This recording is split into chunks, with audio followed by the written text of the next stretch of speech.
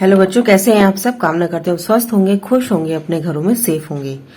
आज हम करेंगे बैलेंस शीट। और पहले बैलेंस शीट का हम फॉर्मेट देख लेते हैं, उसके बाद हम क्वेश्चन स्टार्ट करेंगे। तो बच्चों, जो बैलेंस शीट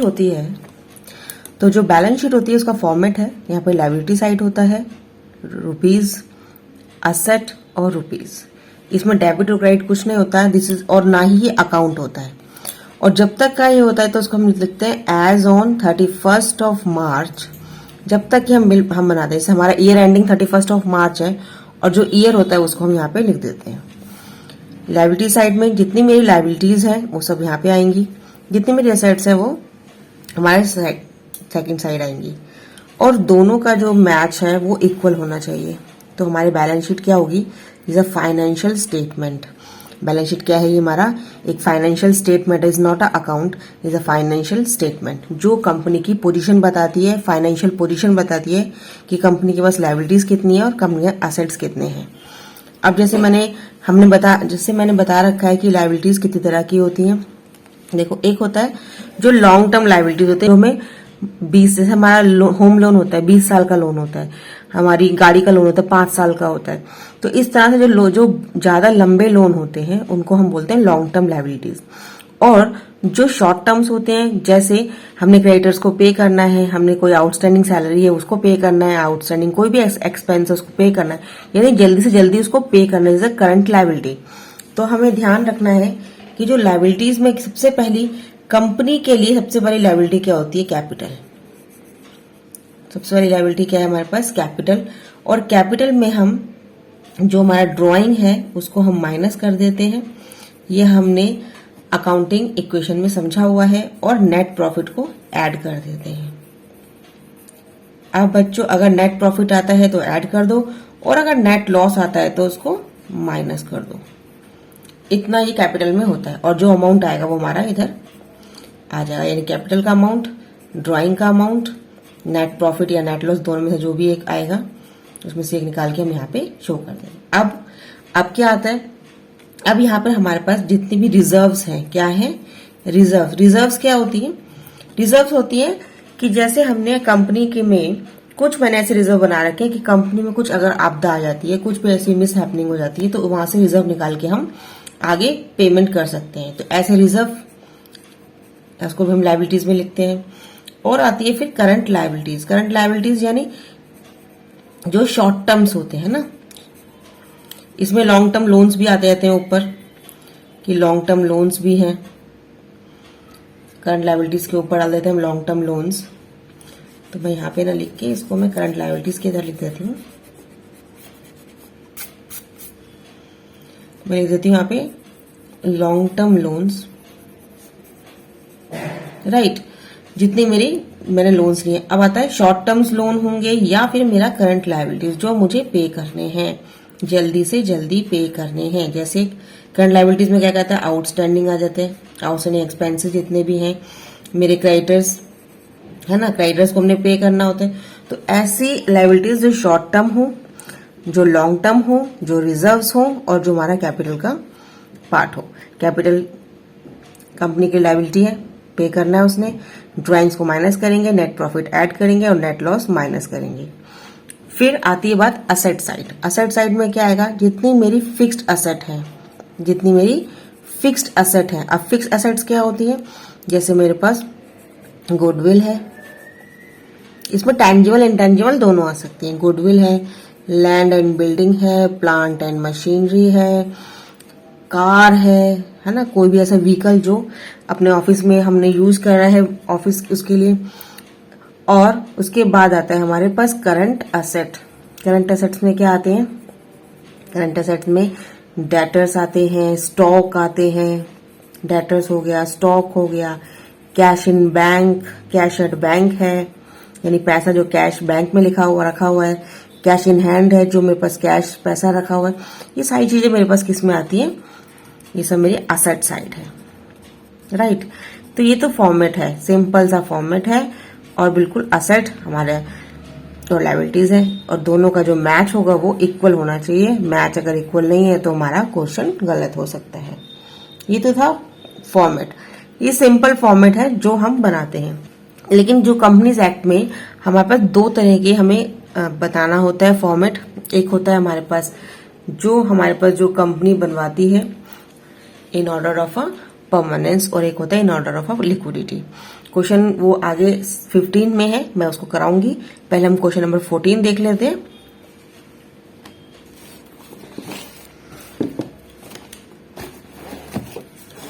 बच्चों क्वेश्चन नंबर 14 है बैलेंस शीट का। From the following particulars prepare balance sheet as on कितना है 31 मार्च 2019 का हम बनाएंगे। ये डेबिट साइड लिख रखा है, यहाँ पे क्रेडिट साइड लिख रखा है। तो कैपिटल हमें यहाँ पे इसने हमें बनानी है, कैपिटल दी हुई है। कैपिटल हमेशा क्रेडिट साइड का होता है, लायबिलिटी है। ड्राइंग्स डेबिट होता है, एक्सपेंस है ना मेरे पास drawing. Debtor and creditor, debit side debtor होगा, क्रेडिट साइड क्रेडिटर होगा। कैश इन हैंड डेबिट है, कैश एट बैंक। प्लांट मेरा एसेट है, फर्नीचर है। मेरे पास नेट प्रॉफिट दे रखा है, रिजर्व दे रखा है और क्लोजिंग स्टॉक दे रखा है।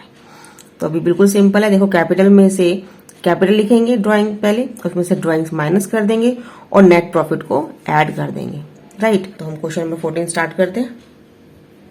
तो पहले हम बैलेंस शीट लिख लेते हैं। बैलेंस शीट एज ऑन 31 मार्च 2000, जो उसमें दे रखा 2019, हम 19 लिख लिया। लायबिलिटी साइड में क्या लिखेंगे हम, पहले लिखेंगे हम कैपिटल, मेरे पास दे रखा है 4 लाख रुपीज का, और इसमें से हम ड्राइंग्स माइनस करेंगे। राइट, ड्राइंग्स मेरे पास है 44,000 की, और इसमें हम नेट प्रॉफिट ऐड कर देंगे, क्योंकि नेट प्रॉफिट दिया हुआ है तो नेट प्रॉफिट ऐड करेंगे। अगर नेट लॉस दिया होता है तो माइनस करते। नेट प्रॉफिट है 16,600। अब ये हमारा नेगेटिव में है और ये हमारा दोनों पॉजिटिव में है। तो हमारे पास आंसर कितना आ जाएगा, हमारे पास आ जाएगा 600,273। तो 3,72,600 रुपए, यानी 3,72,600 रुपीज। इसके बाद हमें दे रखा है ड्राइंग्स हो गया, कैपिटल हो गया। अब डेटर्स और क्रेडिटर्स, तो हमारे पास जो क्रेडिटर्स हैं और डेटर्स दोनों तरफ आ जाएगा, यानी असेट में डेटर्स आएगा। तो हम डेटर्स लिख लेते हैं, जैसे मैं यहाँ पे डेटर्स लिख लेती हूँ। तो डेटर्स है मेरे पास 64,000 के, और क्रेडिटर्स है मेरे पास 42,000 के। ठीक है, तो मैंने लिख दिया क्रेडिटर्स 42,000 के। राइट, अब आता है कैश इन हैंड, तो मैं कैश इन हैंड यहां लिख लेती हूँ, कैश इन हैंड। और कैश इन हैंड है मेरे पास 3600 के। कैश एट बैंक है, तो कैश एट बैंक यहां लिख लेती हूँ। अब बच्चों आपको लग रहा होगा कि मैं इतना ऊपर इतना स्पेस छोड़ रखा है, यहाँ पे लिखा है, इतना स्पेस छोड़ दिया, यहाँ लिख दिया। कैश इन हैंड को ऊपर लिखना चाहिए था, कैश एट बैंक को नीचे लिखना चाहिए था। बच्चों ये एक फॉर्मेट है, वो मैं आपको बताऊंगी। मैं ये नीचे ऐसे, इसका ऊपर नीचे ऐसे क्यों लिख रही हूँ, तो मैं पहले लिख लेती हूँ, फिर मैं आपको बताऊंगी। राइट, तो ये हो गया मेरे पास कैश एट बैंक 72,000 का।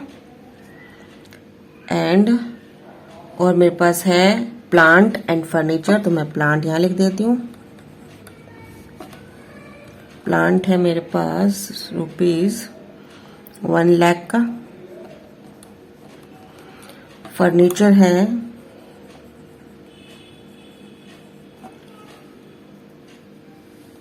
37,000 का। प्रॉफिट हमारे पास हो गया। जनरल रिजर्व यहाँ बताया था मैंने अभी रिजर्व। तो जनरल रिजर्व का मतलब है ऐसा कोई भी रिजर्व, हम एक सिंपल सा रिजर्व बना लिया, एक तरह से हमने गुल्लक बना ली कि इसमें से हमने कभी भी कुछ प्रॉब्लम आती है तो हम इसमें से पैसा निकाल के देंगे। कोई ऐसा स्पेसिफिक पर्पस नहीं है कि हमें इसी चीज के लिए पैसा ले करना है। तो हमें एक जनरल रिजर्व बना लिया कि कोई भी अगर प्रॉब्लम आती है या कहीं पैसा देना पड़ता है तो हम इसमें से पैसा निकाल के हम पे कर देंगे। राइट, नेक्स्ट करते हैं।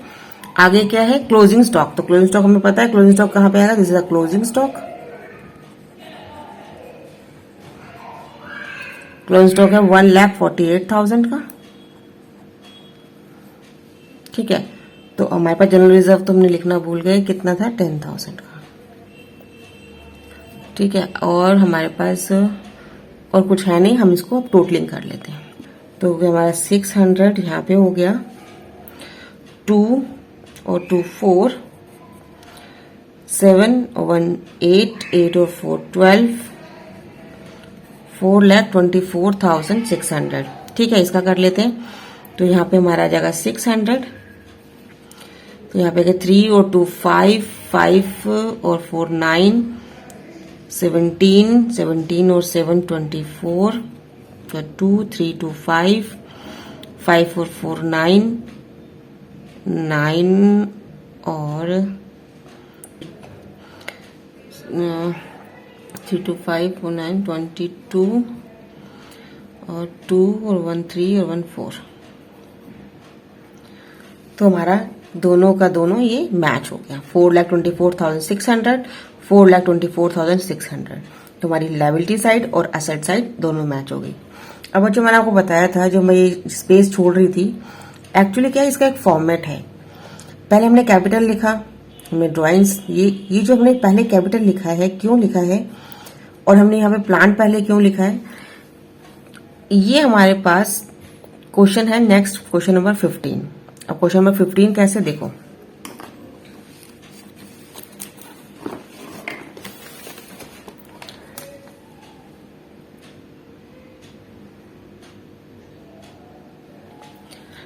क्वेश्चन नंबर जो 15 है वो लिखा हुआ है, फ्रॉम द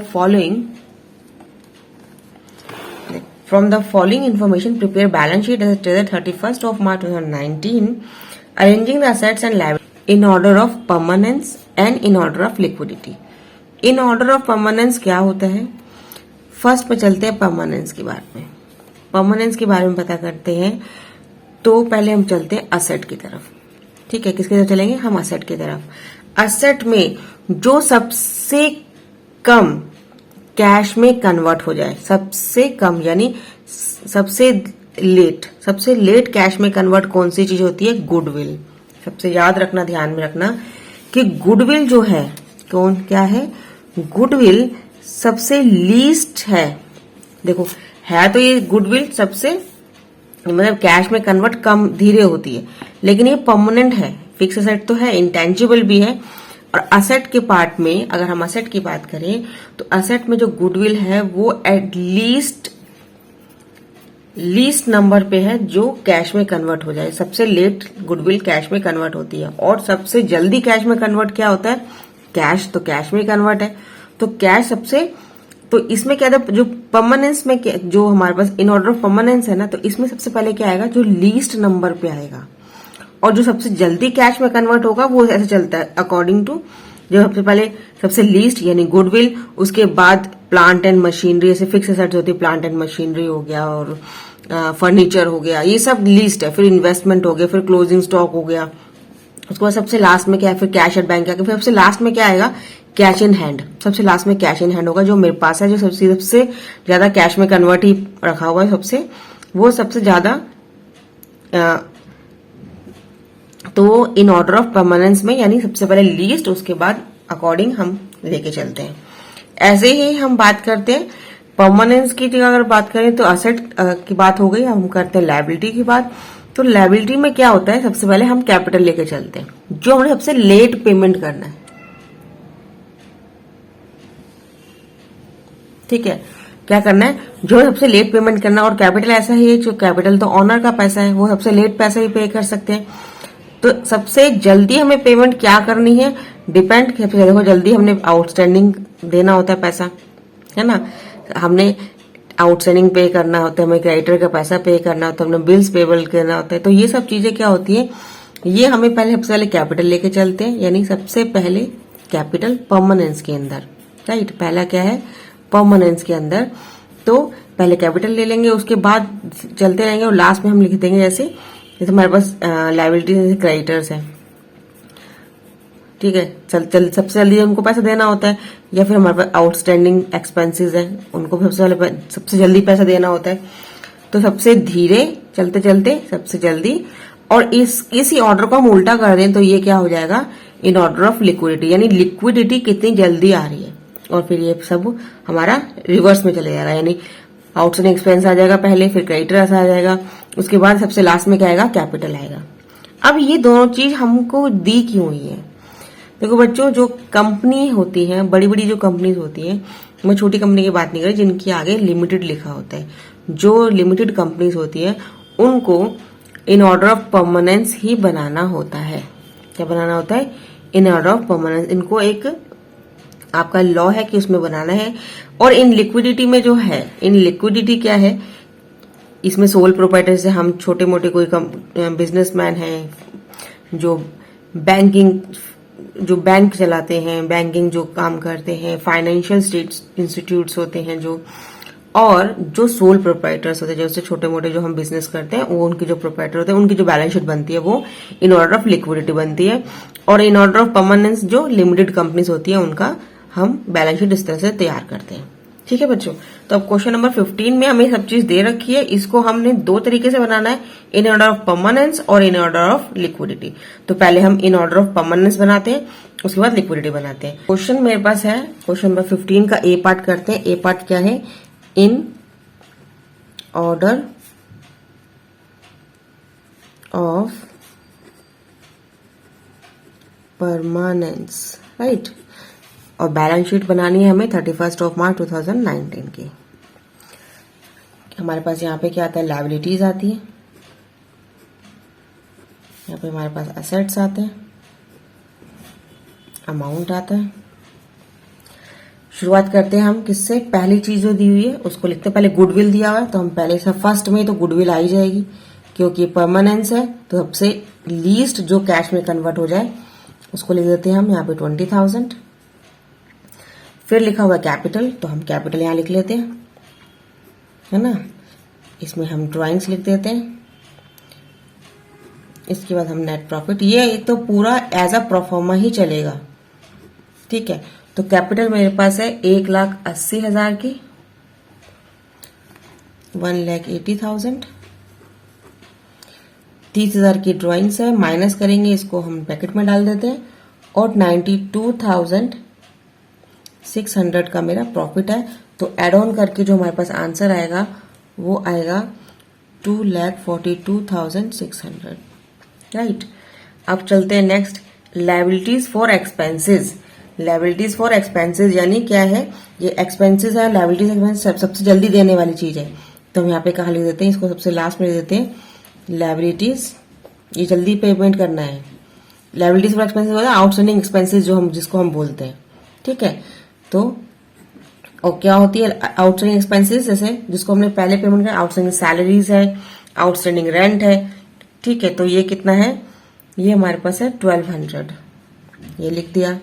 और क्या है, और हमें दे रखा है in cash in hand. Cash in hand सबसे लास्ट में लिखना है, जल्दी कन्वर्ट हो जाएगा ना कैश इन हैंड तो। और कैश इन हैंड का जो पैसा है वो है 1,000 रुपीज। उसके बाद है इन्वेस्टमेंट्स। इन्वेस्टमेंट देखो, इन्वेस्टमेंट भी मतलब ना तो जल्दी कन्वर्ट होगा ना लेट कन्वर्ट होगा, तो ये मिड का पार्ट है, तो इसको लिख देते हैं हम इन्वेस्टमेंट। इन्वेस्टमेंट दे रखा है 20,000 का। फिर है मेरे पास BP, bills payable. Bills payable भी देना है मेरे को 10,700 रुपए का। एंड उसके बाद देखा नेट प्रॉफिट हमने ले लिया है। सन्ड्री डेटर्स, डेटर्स तो इसकी इन्वेस्टमेंट्स के नीचे ही आएगा, तो सन्ड्री डेटर्स, मैं डेटर्स लिख देती हूँ। डेटर्स है मेरे पास 50,000 के। Land and building, land and building हम नेक्स्ट पे लिख देते हैं, क्योंकि ये भी जल्दी से पैसा कन्वर्ट नहीं होता है लैंड एंड बिल्डिंग का, ठीक है। कैश में कन्वर्ट धीरे होता है, हो तो जाएगा, बेचेंगे तो होगा, लेकिन थोड़ा धीरे होगा। जितना कैश में जल्दी, जो कैश में पैसा वो तो है ही मेरे पास कैश में, जब बैंक जाऊंगी तो फटाफट से कैश कन्वर्ट कर लाऊंगी, तो बैंक होगा। तो सन्ड्री डेटर्स हमारे पास हो गया, लैंड एंड बिल्डिंग्स हो गया। अब बैंक है, तो बैंक हमारे पास सेकंड लास्ट होगा, क्योंकि ये जाएंगे बैंक में और पैसा निकाल लाएंगे। सन्ड्री क्रेडिटर्स, तो क्रेडिटर्स होगा, क्रेडिटर्स का 63,000। अब बीआर, तो बिल्स रिसीवेबल, तो हम ये डेटर्स के बाद ही लिख लेते हैं बीआर। मैं बीआर इन्वेस्टमेंट से पहले लिखना था, चलो बीआर, बिल्स रिसीवेबल मेरे पास 13,000 है। और बेटा इसमें लिखा हुआ है प्लांट एंड मशीनरी,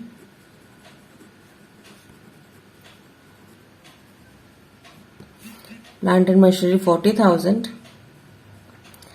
इसमें एक चीज और थी, प्रोविजन फॉर डाउटफुल डेट्स, तो हम इसमें से 50,000 में से माइनस करेंगे डाउटफुल डेट को, है ना, ये तो हमें पता ही है। तो मैं यहाँ पे ही लिख रही हूँ प्रोविजन फॉर डाउटफुल डेट 2,500, उसको लेस करके मैं 47,000, इसको मैं कट कर रही हूँ 47,500, और इसको मैं यहाँ पे लिख देते हैं लेस प्रोविजन। ठीक है, नेक्स्ट है मेरे पास डेटर्स हो गया, बीआर हो गया, प्लांट एंड मशीनरी हो गया, closing stock. Closing stock investment के बाद आना चाहिए, क्योंकि ये सेकंड इन्वेस्टमेंट यहाँ पे आना चाहिए मेरे पास। फर्नीचर भी है, सॉरी फर्नीचर है, इधर फर्नीचर लिख देती हूँ पहले।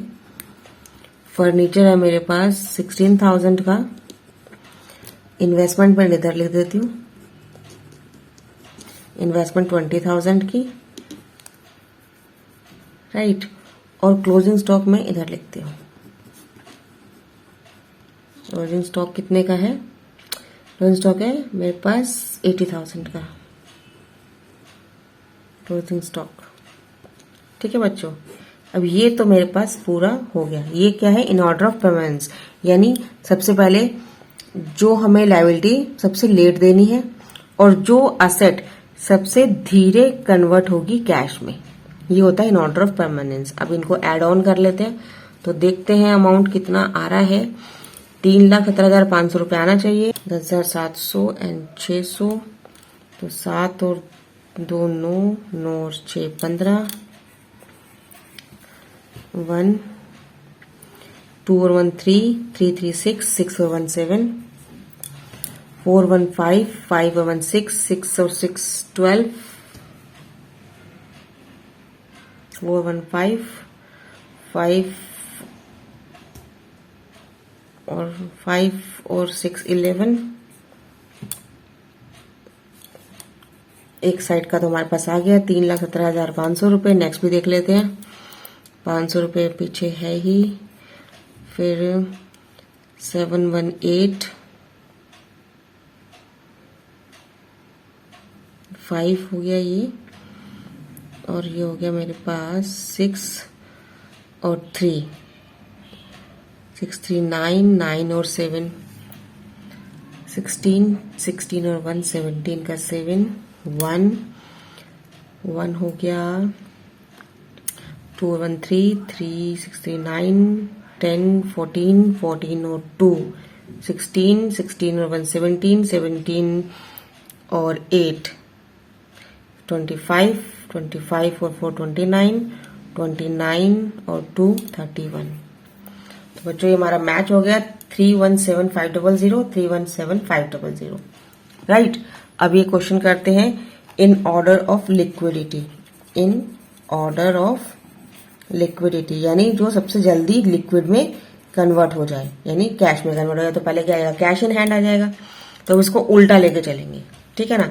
अभी वो क्या करेंगे? हम उल्टा लेके चलेंगे। तो पहले कैश इन हैंड लिख लेते हैं, तो कैश इन हैंड आ जाएगा 1,000 रुपीज। फिर मेरे पास बैंक आ जाएगा, ठीक है, कितना? 20,000 रुपीज। फिर क्या आएगा मेरे पास? हम बीआर ले लेते हैं, पहले बीआर आना चाहिए। तो बीआर है मेरे पास 13,000। फिर मेरे पास डेटर्स है, डेटर्स 50,000 के हैं, और माइनस करेंगे प्रोविजन, ठीक है, प्रोविजन लिख रही हूँ, आप पूरा लिख लेना। 2,500 यानी 47,500। फिर मेरे पास आता है इसके अंदर क्लोजिंग स्टॉक। क्लोजिंग स्टॉक दे रखा है मेरे पास 80,000 का। फिर मेरे पास आती है इन्वेस्टमेंट, इन्वेस्टमेंट है 20,000 की। फिर मेरे पास आता है फर्नीचर, फर्नीचर मेरे पास है 16,000 का। फिर आता है plant and machinery 40,000, land and building, land and building हो गया मेरा 60,000 का। और आखिरी में आता है गुडविल। है ना, ये क्योंकि हम इन ऑर्डर ऑफ लिक्विडिटी कर रहे हैं। ठीक है, अब आती है लायबिलिटी साइड, तो वापस से उल्टा लेके चलते हैं। Liabilities for expense 1200 rupees, creditors 63,000, BP, और फिर यहां पे लिखे हम कैपिटल। कैपिटल मेरे पास 1,80,000 का है, minus drawings 30,000 plus net profit 92,600। तो अमाउंट मेरा कितना आएगा, पूरा वही आएगा 3,17,500 रुपये, क्योंकि हमने सिर्फ इसको रिवर्स ही करा है। तो आपका ये क्वेश्चन हो गया। 15A 15B in order of liquidity और 15A है इन order of permanence. In order of permanence, permanence मतलब जो सबसे एटलीस्ट हमने सबसे लेट पेमेंट करनी है, और लेट पेमेंट करते करते करते सबसे जल्दी पेमेंट करनी है। सबसे लेट कन्वर्ट होगा कैश में, और सबसे लेट कन्वर्ट करते करते सबसे जल्दी होगा कैश में कन्वर्ट। इस ऑर्डर पे हमें क्वेश्चन करने हैं। अगर क्वेश्चन में आ गया इन ऑर्डर ऑफ परमानेंस तो हमें इस फॉलो करना है, ये वाला रूल। और अगर ये क्वेश्चन बोला इन ऑर्डर ऑफ लिक्विडिटी तो हमें ये रूल फॉलो करना है। बच्चों क्वेश्चन नंबर 16 है, from the following balance sheet given below. Balance sheet हमें दे रखी है, हमें फिक्स एसेट निकालना है, करंट एसेट निकालना है, करंट लायबिलिटीज और वर्किंग कैपिटल। बिल्कुल आसान है। देखो फिक्स एसेट का मतलब क्या है, जो हमारी फिक्स एसेट है, यानी देखो फिक्स एसेट क्या है मेरे पास, इसमें हमारे पास क्या है, गुडविल फिक्स एसेट है, लैंड है, प्लांट है and furniture, this are fix asset. यही है मेरे पास फिक्स एसेट। क्या है, गुडविल है, फिक्स एसेट, प्लांट है, तो इसको हम ऐड कर लेते हैं, यहीं पर देखते हैं 20, 20, 40 और ये हो गया हमारा 40, 40, 80। देखो फिक्स एसेट 80,000 आ गया। अब आती है बात करंट एसेट की। करंट एसेट क्या क्या है, देखो एक तो मेरे पास करंट एसेट्स जो है, यहां पे देखते हैं हम करंट एसेट है मेरा stock in hand, current asset है, डेटर स्टॉक इन हैंड है, और जो प्रीपेड एक्सपेंसेस है वो करंट एसेट है। तो इनको एड ऑन कर लेते हैं हम। ये हमारा हो गया 400, इन तीनों को हम ऐड कर लेते हैं, तो ये मेरे पास बन गया 84,400। देखो ये आ रहा है करंट एसेट में। अब आती बात करंट लायबिलिटीज। करंट लायबिलिटीज क्या होंगी, क्रेडिटर्स होगा करंट लायबिलिटीज, और एक्सपेंस अक्रूड होगा मेरा करंट लायबिलिटीज, बैंक ओवरड्राफ्ट मेरा current liabilities, long term loan मेरा करंट लायबिलिटीज नहीं होगा। ठीक है, ये नहीं होगा। इंटरेस्ट ऑन करंट लायबिलिटीज है, और कैपिटल मेरा करंट लायबिलिटीज नहीं है। तो हमें क्या क्या ऐड करना है, 42, 3200, 4800। तो हम करेंगे 42 में 1 करेंगे 43, 43 में 43, 44 और 44 में 4 प्लस करेंगे तो 51,000। तो हमारा 51,000 ये आ गया। अब आती है बात वर्किंग कैपिटल। वर्किंग कैपिटल होता है जो हमारी करंट एसेट्स होती है, current assets minus current liabilities, है ना। तो इस क्वेश्चन को हम रजिस्टर पे कर लेते हैं। इस क्वेश्चन को हम क्वेश्चन करते हैं, ध्यान से देखिए।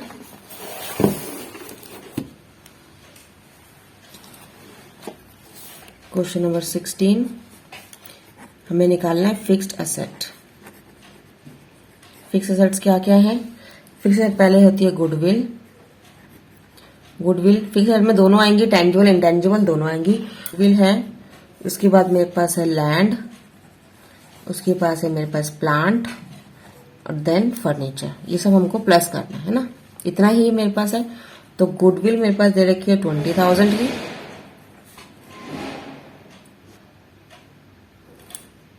लैंड मेरे पास 20,000, प्लांट मेरे पास 32,000 का, और 8,000 का फर्नीचर।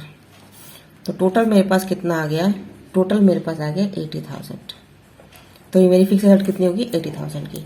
अब आती है हमारे पास करंट एसेट। करंट एसेट्स क्या है, करंट एसेट जो जल्दी कन्वर्ट होता है, जो कैश में कन्वर्ट हो जाए, जैसे स्टॉक है, प्लस डेटर्स है, और प्लस प्रीपेड एक्सपेंस है। प्रीपेड जो हमने पहले से पैसा दे दिया, अब उसके बाद हम पैसा नहीं देना। प्रीपेड मतलब पहले से पैसा दे दिया। तो हमारी असेट बन गई जो हमने पैसा पहले से दे दिया। तो हमारा हो गया 48,000, 36,000 प्लस 400। तो मेरे पास बन गया ये पूरा 84,400। अब आती है बात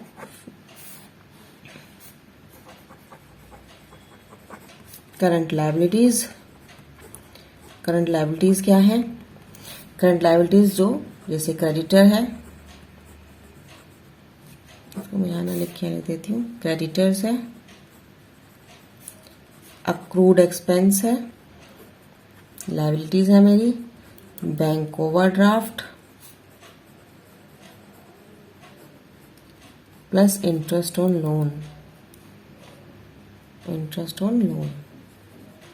तो क्रेडिटर्स मेरे पास है 42,000 के, एक्सपेंसेस अक्रूड एक्सपेंसेस है 3200 के, बैंक ओवरड्राफ्ट है 4800 का, और इंटरेस्ट ऑन लोन है मेरे पास 20,000 का।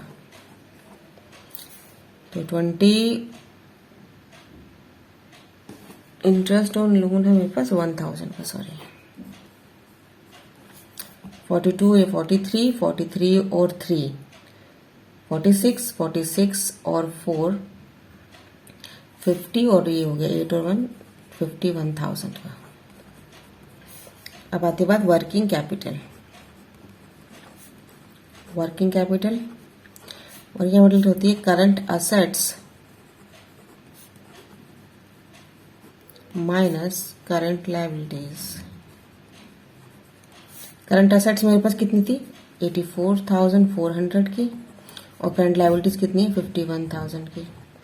दोनों को लेस कर लो तो हो जाएगा हमारे पास 400, 4 में से 1 गए 3, 5 में से 33,400।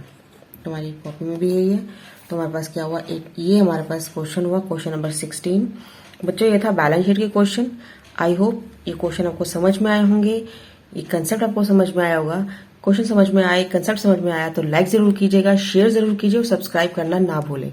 अगली वीडियो में फुल फ्रेम क्वेश्चंस करेंगे, इसमें ट्रेडिंग, P&L, बैलेंस शीट सारे बनेंगे। तब तक के लिए इतना ही। अगले वीडियो में अगले क्वेश्चन के साथ मिलते हैं। तब तक के लिए goodbye, thanks for watching, have a nice day.